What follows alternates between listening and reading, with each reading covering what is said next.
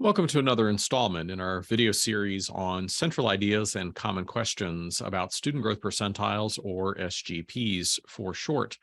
Today, we want to provide a succinct overview that kind of gets you a better handle on how SGPs are determined. Now, for anybody watching that has an advanced degree in either statistics or psychometrics, you might be able to answer this question yourself by consulting technical manuals and all sorts of guidance that is made available about how SGPs are calculated. But for most of us, this type of presentation is beyond our reach. So let's look at a very simple, straightforward explanation of how student growth percentiles are determined. I'm going to illustrate with a student, Krista. Let's suppose that it's the winter of the year. We're looking at students or looking at Krista's most recent STAR test and trying to determine how much Krista has grown during the first half of the school year from fall to winter. So we know that in the winter, she just tested and received a scale score of 775. We know at the beginning of the year, she had a scale score of a 742. So in an absolute sense, we do know something about Krista's growth. She's grown 33 scale score points. What this absolute number of 33 does not provide us, however, is some context to understand the scale of Krista's growth. How many students might have grown more? How many students might have grown less?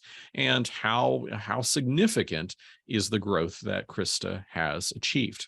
Now, in a previous video, we talked about the concept of academic peers. And just a quick review of that. Krista's academic peers, the students that she would be compared to, the students whose growth she would be, have her growth compared to, would be other students in the same grade, in this case, grade 7, and other students who started out at roughly the same scale score point.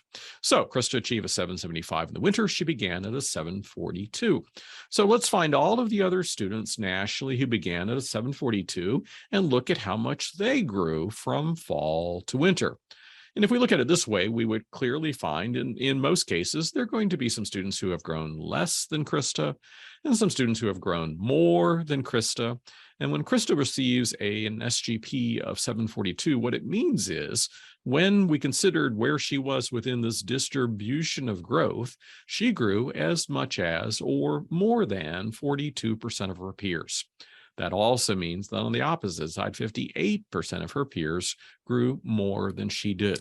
So we now have some context to understand the growth that Krista has achieved. Now, another technical aspect of SGPs is that they can be calculated with a minimum of 2 scores. However, those scores must have taken place, or those tests must have taken place within 2 specific windows. So in the case of SGPs, our fall window runs from the beginning of August until the end of November.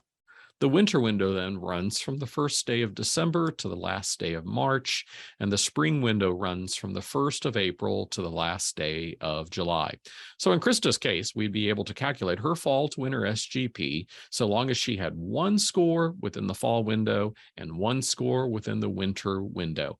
Then an SGP would be calculated, and again, we would have some reference to understand the scale of growth that she achieved.